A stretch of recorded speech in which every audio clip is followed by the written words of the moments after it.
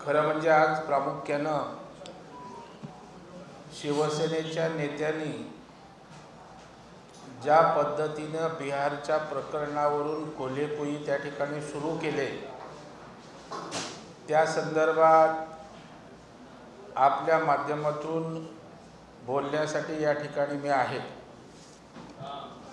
खरं म्हणजे भारतीय जनता पार्टीने धोका दिला,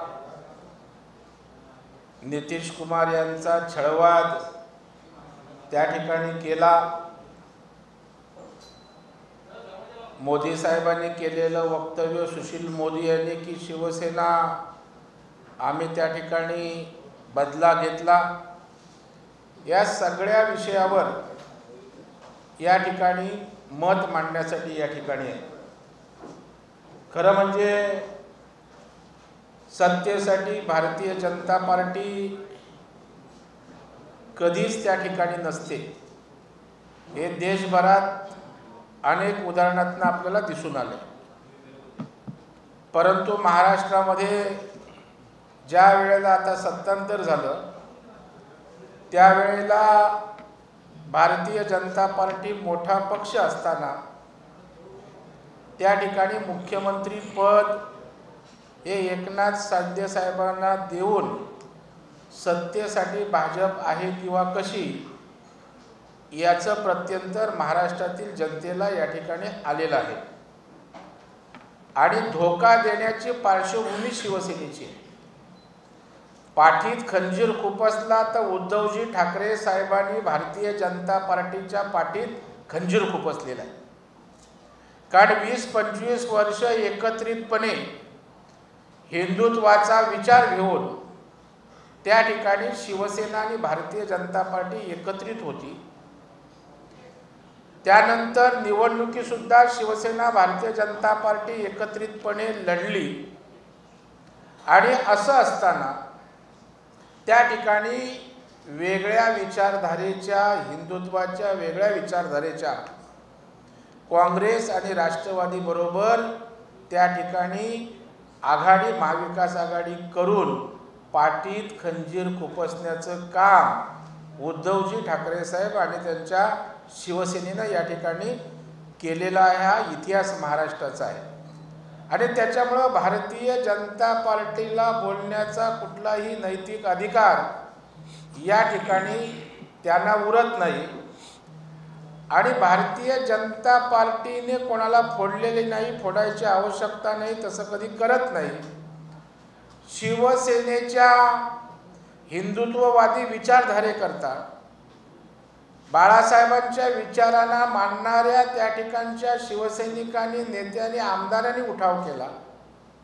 आणि मग आमच्या विचाराशी त्या ठिकाणी असणाऱ्या या सर्व शिंदे साहेबांच्या नेतृत्वाखालील मूळ शिवसेनेला त्या ठिकाणी समर्थन भारतीय जनता पार्टीने या ठिकाणी दिलं।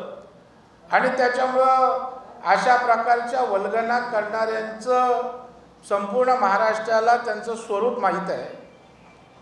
आता धोका देण्याची, खंजीर खुपसण्याच्या गोष्टी काही लोक करत आहेत। महाराष्ट्राने त्याचा इतिहास तपासलेला आहे।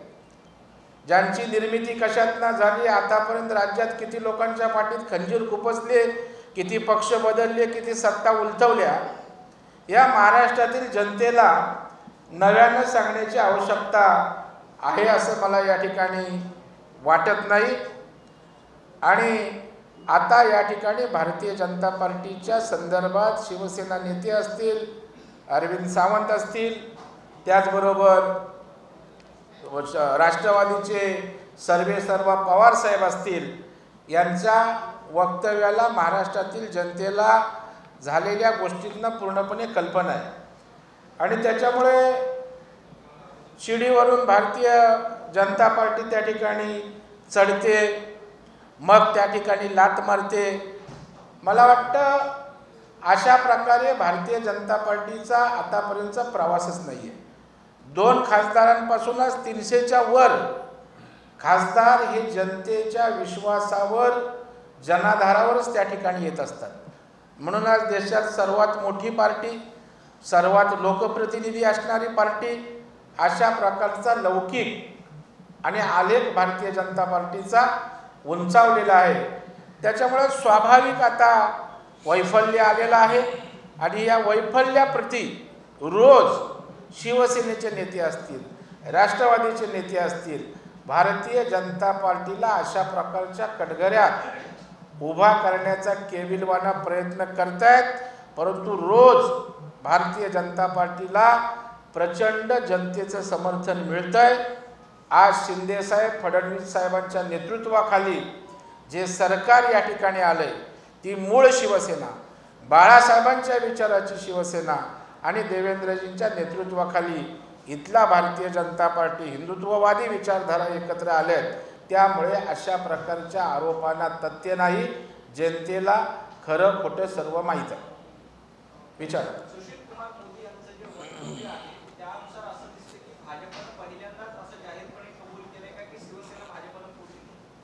एक लक्षात ठेवा, शिवसेना भारतीय जनता पार्टीने फोडली नाही, हे पहिलं लक्षात घ्या. शिवसेना कुठेही भारतीय जनता पार्टीला फोडण्यासाठी पुढे नव्हती. शिवसेनेतले शिंदे साहेबांच्या नेतृत्वाखालील आमदार त्या ठिकाणी अस्वस्थ होते. कारण शिवसेना आणि भारतीय जनता पार्टी निवडणुकीत युती म्हणून हे सगळे आमदार निवडून आले होते. हिंदुत्ववादी विचारधारेला, बाळासाहेबांच्या विचारधारेला मानणारा हा शिवसेनेचा वर्ग होता, आमदार होते. आणि हा विचारधारेशी प्रतारणा त्यांना मान्य नव्हती. आणि त्यानंतर सुद्धा पक्षप्रमुखांच्या इच्छेखातर जेव्हा राष्ट्रवादी काँग्रेसबरोबर सरकार बनवलं त्यावेळेला हिंदुत्ववादी विचारधारा असेल, शिवसैनिक असेल, निधी देणं असेल, यामुळे त्यांच्यामध्ये प्रचंड असंतोष झाला आणि त्यातनं त्यांनी उठाव केला. आणि तो उठाव एवढा मोठा झाला की उद्धवजी ठाकरे साहेबांकडे 10-12 आमदार राहिले आणि शिंदे साहेबांच्या नेतृत्वाखाली 40 आमदार त्या ठिकाणी आले. आणि नंतर तर आपण पाहताय नगरसेवक आले, पदाधिकारी आले आणि अख्खी शिवसेना शिंदे साहेबांच्या नेतृत्वाखालील विचारधारेला, बाळासाहेबांच्या विचारधारेला मानणारी असल्याचं चित्र त्या ठिकाणी दिसलं. त्याच्यामुळे भारतीय जनता पार्टीने फोडलं नाही, फोडायची गरज नाही. भारतीय जनता पार्टीचा तो संस्कार नाही. परंतु विचारधारेसाठी ज्या वेळेला ही मंडळी बाहेर पडली, उठाव केला, बंड केला, त्यावेळेला त्या विचारधाराला समर्थन देण्यासाठी या ठिकाणी आपल्या मूळच्या युतीच्या पक्षाबरोबरच भारतीय जनता पार्टीनं सरकार बनवलं, फोडलं नाही. महाविकास आघाडी स्थापन झाल्यानंतर महाविकास आघाडीच्या वेगवेगळ्या मुद्द्यावरून समोर येत होत्या. परंतु आता महायुतीचं सरकार आल्यानंतरही आता कुरबुरी समोर यायला लागल्या. बच्चू कडू असं म्हणतायत की हे जे सरकार आहे ते धोका देणाऱ्यांचं सरकार आहे. पक्षामध्ये भाजपच्या मित्रपक्ष जर असं म्हणत असेल तर आतापासून कुरबुरी सुरू झाली. नाही, मला वाटतं हे बघा, राजकारण म्हटलं की थोडं नाराजी वगैरे स्वाभाविक आहे. कारण शेवटी निवडक पदं असतात, निवडक लोकांना मिळतात, त्यामुळे नाराजीचं स्वरूप या ठिकाणी आम्ही समजू शकतो. परंतु आता बच्चू कडू आणि शिंदेसाहेब यांची बैठक झाल्यानंतर त्यांच्यामध्ये काही जर अशा प्रकारचा मनभेद असतील तर मला वाटतं ते निश्चितच निकाली निघतील. कारण शेवटी विचारधारेवर, महाराष्ट्राच्या विकासावर शिंदेसाहेब, फडणवीसांचं त्या ठिकाणी सरकार आलेलं आहे, भारतीय जनता पार्टीचं आलेलं आहे. आणि बच्चू कडू एक सामाजिक चळवळीतील नेते, कार्यकर्ते आहेत. त्यांचा स्वभाव स्पष्टपणाचा आहे आणि त्याच्यामुळे ते बऱ्याचदा अशा प्रकारची वक्तव्य त्यांची येत असतात. त्यांच्या पोटात नाही, ओटात काय राहत नाही. परंतु ते मला वाटतं तेवढेच ते मनमोकळे आहेत आणि त्याच्यामुळे मला वाटतं शिंदेसाहेबांची बैठक, देवेंद्रजींशी भेटी झाल्यानंतर या सगळ्या गोष्टी सुरळीत होतील. आणि महाराष्ट्रातील जनतेच्या हितासाठी हे सरकार आलेलं आहे. आमच्या व्यक्तिगत लोभासाठी, लाभासाठी, फायद्यासाठी हे सरकार आलेलं नाही, याची जाणीव आम्हा सगळ्यांना आहे. महाराष्ट्रातील जनतेला सरकारच्या माध्यमातून चांगलं द्यायचं आहे. हा अपक्ष असेल, मित्रपक्ष असेल, शिंदेसाहेबांची शिवसेना असेल मूळ किंवा आमचा भाजप, या सगळ्यांचा अजेंडा आहे.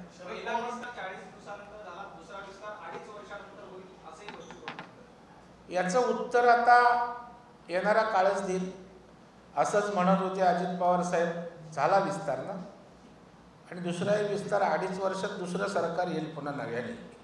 त्याच्यामुळे बच्चू कडूंना तेवढा वेळ वाट बघायची आवश्यकता राहणार नाही. शरद पवार असं म्हणाले की नितीश कुमारांनी बिहारमध्ये जे पाऊल उचललं ते योग्य उचललं, कारण की भाजपा मित्रांना संपवतो, नितीश कुमार जरा जास्त हुशार आहे. मला वाटतं आश्चर्य हे पवार साहेबांचं वक्तव्य आहे. खरं म्हणजे राष्ट्रवादीसोबत जाऊन शिवसेना संपली की शिवसेनेचा उत्कर्ष झाला, आणि 25 वर्षाच्या कालावधीमध्ये भाजपसोबत राहून शिवसेनेचा उत्कर्ष झाला की कमी झाली.